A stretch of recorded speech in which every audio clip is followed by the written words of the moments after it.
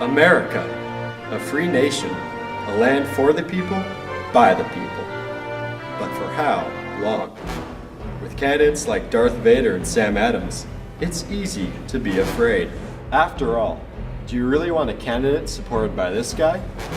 I, Chuck Motion, support Darth Vader and Sam Adams. Darth Vader. He killed children, 4 billion people on Alderaan, and he lost 2 Death Stars. Now, what does that say about his accountability? Me, on the other hand, I've had 18 years of experience, and I'm ready for you, America. Touchdown. Sam Adams.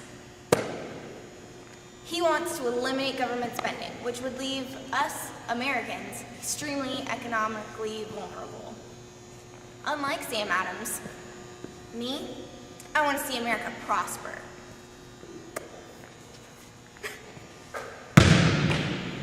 Swish. I support Rosie the Riveter because the other candidates terrify me.